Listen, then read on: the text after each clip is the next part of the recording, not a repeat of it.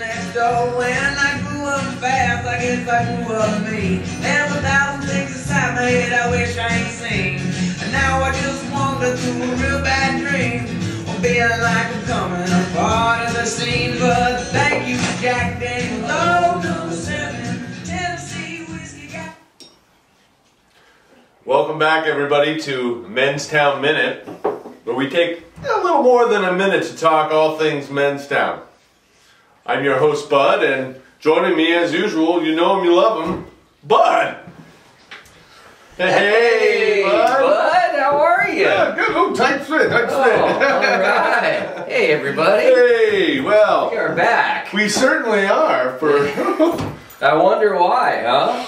Well, when someone says Menstown, to me it evokes a tradition that's building, not unlike the running of the bulls in Pamplona or, you know, the election season. This is, Menstown is like the Olympics. Well, it does grow every year, not only in number of men, but in enthusiasm, in the grandioseness of our location, and all the things that are happening in Menstown. It's an exciting time, 60 days out. Here we are on the show, ready to break things down. We certainly are. This is a special time. We need to break something else open first. That's a good idea, Bud. An orange boom for you? Ooh, orange boom from Trader Joe's. Let's see how it tastes. Orange boom. Not the official sponsor, of course, but a damn fine lager. Well, Okay. Bud, Trader Joe's. Where do we I start, know why I Bud? don't shop there. Well, Listen, Bud, I've been going back and forth with you for almost a year now, trying to figure out what the essence of Menstown is. I'm trapped. Is it the camaraderie, the competition? I mean, is it the food? well, I think the timing of Menstown is always interesting. It's a couple of months after Christmas, a time where we're talking about gratitude, spending, those precious moments with family. Tax days coming up and all that. Well, yeah, you got the realities of life as well. Menstown offers a little reprieve in there. It's that little nugget of time where you can spend with your buddies and really rekindle what makes you a man. Yeah.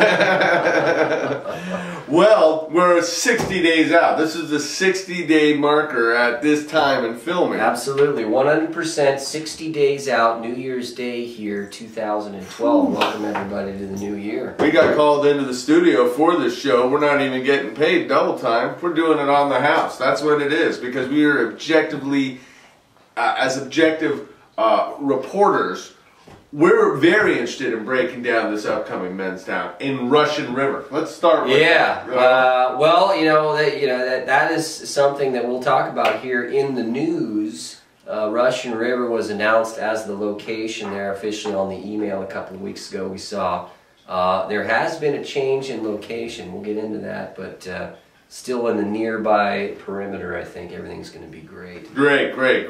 Cup update. Where is the Menstown Cup? It was unveiled last year at Menstown, Santa Cruz Mountains, and to great, people just loved it, and people want to get their hands on that cup. It was a beautiful thing to see the cup unveiled for the first time. The ceremony around the cup for the tournament, everyone putting their money in, and of course a landslide victory by Clay and Maloney, hoisting the trophy, Wow, bringing it home to family. the pomp and circumstance of it all was amazing. Well, I think that Jurassic Park intro where everybody humbly dropped their $20 in the cup was really a sight to see. But yeah, I only saw video clips. I wasn't able, Right. Menstown. You have to be invited. It's a select few.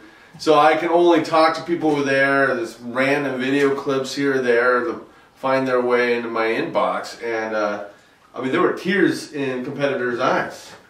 Yeah, I think, the first year of the Cup was exciting. No one knew what to expect. I think it was a larger base than some of us had envisioned, at least some of the members that I talked to of Menstown. Yeah.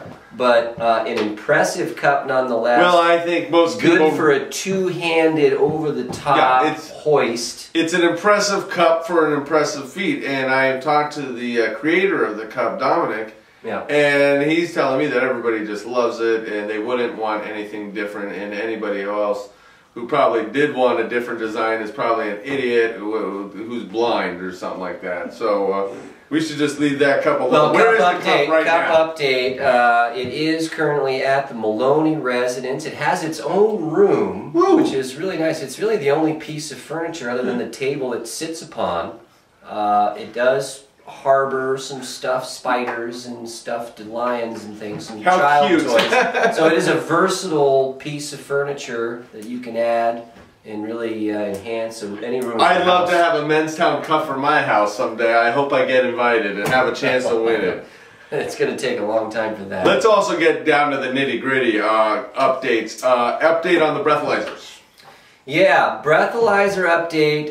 Dr. Maloney did assure us that a breathalyzer would be available to him for Menstown. So right now it looks like we will have that breathalyzer to at least for some of those later matches in the tournament. Well, I think it's this is a good time to remind people why the breathalyzer is now being used. What is the genesis? Why why do they need a breathalyzer at Menstown? Dateline March 6, 2009, Stinson Beach, Juan Clay Tonlon and his partner Dominic Hillegas, who was documented intoxicated during that event. Oh yeah, I believe from start to finish. His partner Clay Tonopner, there was questions about his sobriety. He claims he had a cold, and he walked away with the championship. Wow. And some have put an asterisk on, though not officially, it is a questionable championship, and and that was the source of that. And over time, now that he claimed his 2011 trophy, there was again the question raised of his sobriety. Really, really. Yeah, well, that's the spirit of Menstown. From what I understand, everybody who goes is not forced to drink, but certainly you want to show that you are having a good time and more interested in the not just winning your beer pong or holy board thing, but you have to be at a certain level of lubrication. Right. Look, it's understood. If you're gonna if you're gonna go to a shit fight, you're not gonna wear your nicest shirt, right? I mean, there's certain things you just know when you get into a situation, and if I'm wearing my blessed best blues at a shit fight, I'm in trouble. So I'm gonna wear something a little bit raggedy, something with a couple of holes in it, something I can take a couple of turds on, and that's what Menstown is when it comes to the drunk rule. It's understood that you come and you're prepared to drink, and that you're intoxicated by game time. Well, certainly, but there's also the flip side, and this is a brewing controversy. Apparently, some members of Menstown want to come with a shirt that basically has a picture of one of the contestants. Yeah. Dominic Hillegas, and it says Sudami on it, and right. I myself had an opportunity to look at the photo. It is quite possibly one of the most frightening images I've ever seen. Yeah, it was one of those situations, and obviously we weren't there, but from what we've heard, the Sudami occurred from really the beginning of Menstown. I think Dominic was intoxicated right out of the gates. Wow. He was drinking Jim Beam in the morning of the tournament, and against really Menstown policy, there were photos and videos taken of said Dominic, and he did look like a Sudami. A tsunami had struck Sudami. Right. So yeah, obviously he's upset. He feels it was a violation. Now there are T-shirts that are in progress for the next Menstown with the Sudami on them. He's protested that. The forefathers are listening to his protest, and he actually wrote a statement that he wanted us to read on camera. Really? Okay. Yeah, I've got it here. Oh yeah, it's right here. John Levette loves penis. So that was his official statement to Menstown. So we'll see how the ruling goes, if you'll get your Tsunami T-shirt or not, or Sudami.